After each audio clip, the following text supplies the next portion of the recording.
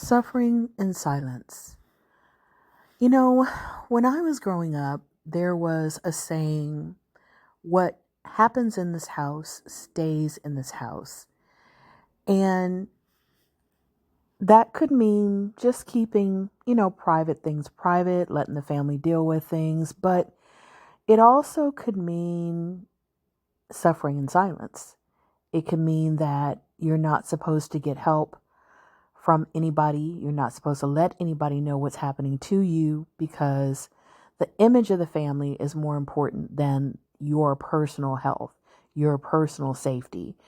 And so a lot of us realize that that is a toxic statement and that there are many times, in fact, probably most times, when things are happening in the household that are not healthy, not safe, that there needs to be some kind of intervention, whether legal, therapeutic or otherwise. So now we have social media. Most of us that are my age and, a little younger didn't have social media when we were growing up. But we did have books, we did have magazines, we did have TV, we did have interviews. And something started to happen when I was, a kid.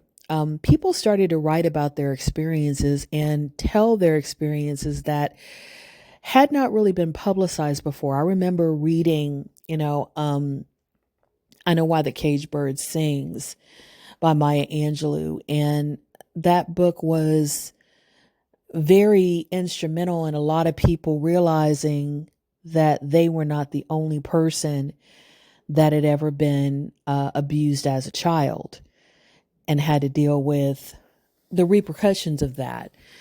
And so I think it impacted a whole generation because an author was willing to share her experience.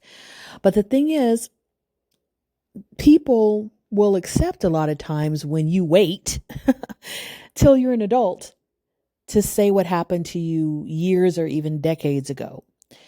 It's when you have the audacity to tell people immediately or tell people, soon after it happens, that a lot of times people will say, especially about social media, well, everything doesn't need to be told on social media. You need to keep some things private. Now, once again, there is some truth to that statement. I agree that everything doesn't need to be told, but I disagree that people need to suffer in silence, that people need to be silenced by a feeling of shame or guilt over things that they're going through or that they have gone through. Because the thing about social media is it is a place for people to share their experiences and find community and find guidance sometimes, find encouragement sometimes, find support sometimes, and also to learn from other people. When one person posts an experience, they are often not the only one who is experiencing or has experienced that. And so they're able to find other people. And that's one of the things that hashtags did. When you had a hashtag, people were able to group similar experiences together and then be able to scroll through a lot of these posts about the same thing and get resources and, information and perspective on these issues. And I think that it has had a lot to do with how mindsets have changed, how people have gotten some boldness to stand up for themselves, to have boundaries, that they have seen that other people have healed, other people have changed, other people have walked away, other people have, reinvented themselves, other people have made new decisions and have not been, limited to their past. And so if they did it, I can too. So I think that this idea of you don't need to tell everything it reflects that sometimes the power structure, patriarchy, classism, sexism, racism, These things are used to there being a division, there being this control that you can exert over somebody by making them feel ashamed or guilty or less than or inferior. And so they don't reach out. They don't get help. They don't get encouragement. They suffer in silence. And now social media is saying, hey, you don't have to do that. You don't have to do that at all. You can share, you can connect, you can be uplifted by, sharing these experiences. And, one of the reasons why I say that there is sometimes a negative backlash, because a lot of times when people post how they're hurting and things like that, how they made this mistake and, all these bad things happened, you see a lot of people that will encourage them, but you also see a lot of people that, well, that's what you get. And they're very negative.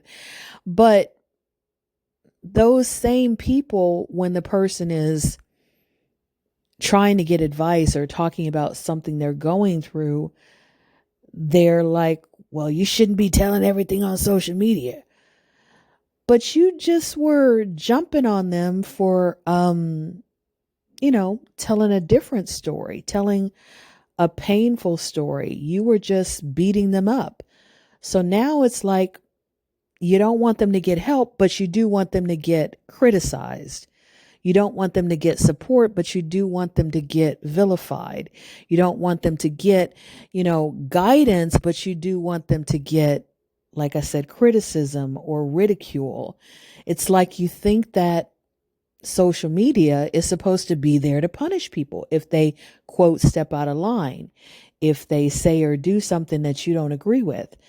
And social media isn't a whipping post. It is a platform. It is a tool.